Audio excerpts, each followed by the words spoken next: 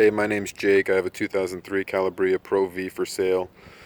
Swing away tongue on the trailer, and if you measure how much the trailer sticks out after the swing away tongue from the nose, it's about 4 to 6 inches or so. Um, my dad is the original owner from 2003, and then I bought it from him around January 2015 because he wasn't using it enough, so I took over from there.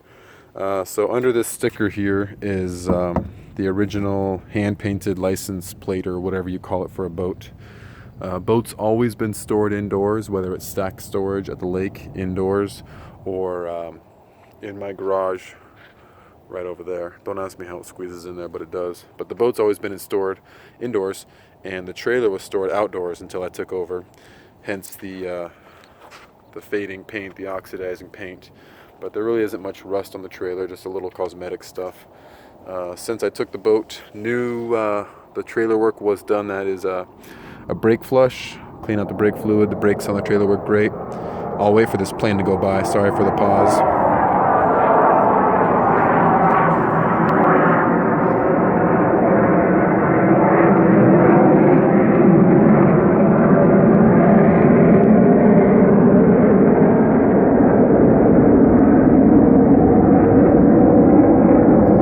Sorry for the long pause, but new trailer tires, new trailer bunk carpet, new brake fluid exchange, clean and repack the bearings, all new tires, and a new spare tire. One thing I forgot about was this carpet back here.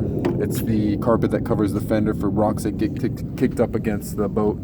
The wood's still there, but I didn't replace the carpet, but it's fine. So trailer's clean, a little oxidation as far as the paint, but the exterior fiberglass gel coat's pretty much perfect. Just a few, I'm not sure if you can see that, a couple scratches there, not deep at all. A little rub mark there that I couldn't get out with the detail job. Boat's got a big tower on top. Sorry it's not in the video, I'll show it to you later, but it's right there. Gas tank on the on the driver's side of the boat, passenger side if it was a car. Just on one side, not both sides. Boat does have a big swim deck for the back. Sorry it's not shown in the video, but if you check the Boat Trader ad or the Craigslist ad, you'll see it on there. I got to take it off to squeeze it into the garage. This is the opening for the ballast tank. I put some manual valves in there. I'll show them to you later. Once I get inside the boat, there's a tank on each side. This one here, that one there, hence the gray silicone. But there's a swim deck that comes out here about 2.5 feet or so. It's a wood deck. The under part of the boat, the prop, is pretty much perfect. It's never been, beached or anything, but it has kicked a few rocks, which I just, it's a brass prop, so you can bend it back just fine. It never caused a vibration or any kind of pulls or anything. A few scratches here and there. This thing here, I'm not sure how that happened, but happened when the boat was fairly new. As far as I know, everything on the boat works. Perfect pass, which is like cruise control, the gauges work, so forth. Again, it's pretty much the same thing on both sides as far as condition goes. A few little rub marks here and there that I can't get out. I guess they'd be more than rub marks, but little ding there. Note to self, don't let the wife tow the boat, no matter how many beers you've had at the lake. Just kidding. Same thing on both sides. And here's where you put the trailer dolly, which is off right now. So I'll see you when we get in the boat.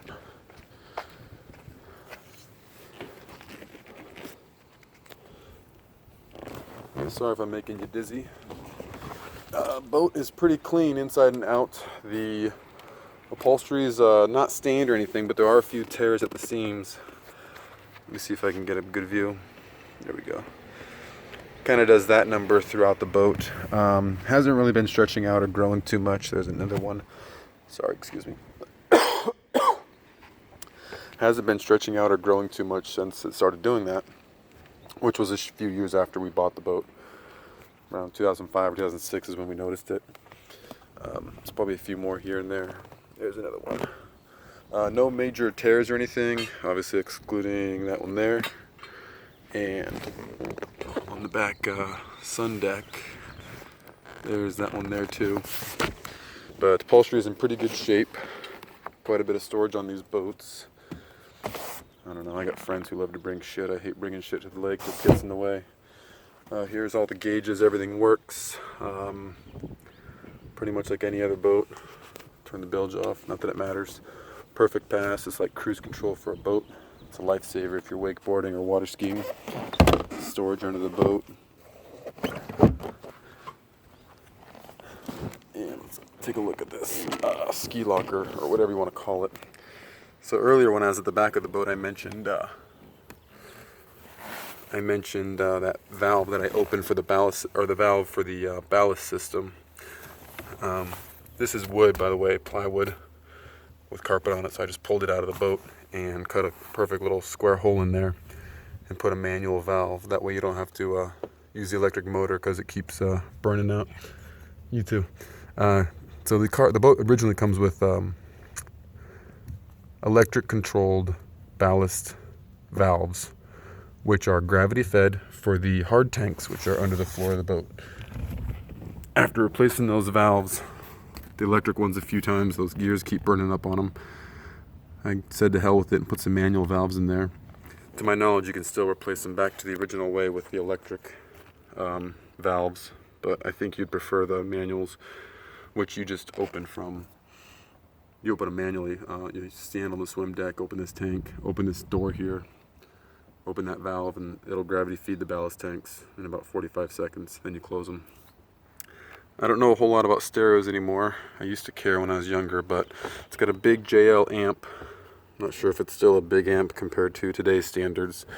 Probably put that in about a year or two after the boat was bought. You'll notice on this side, different from the other side, on the other side you'll see there's a some kind of setup for a netting so you can store things. We never really used it, but this side it broke off, and I've been meaning to put in new plywood.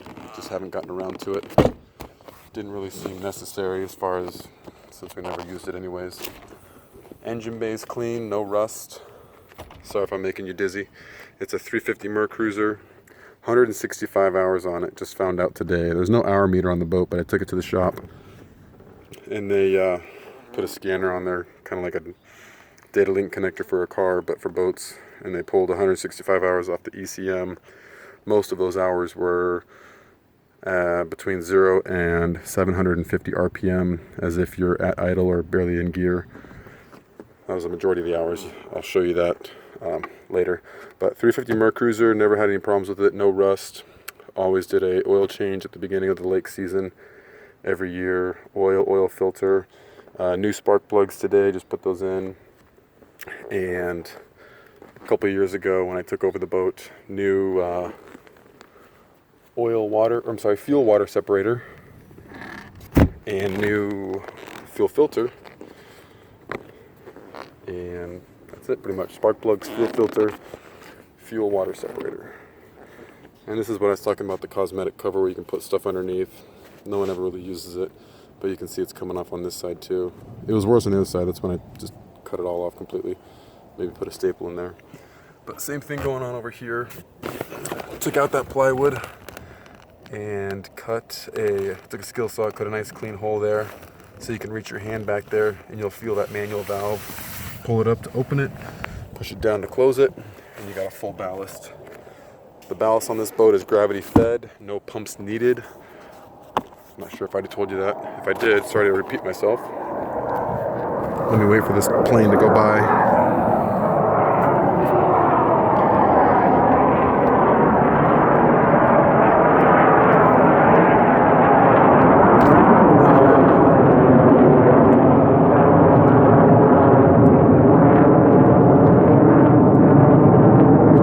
Still waiting for the plane.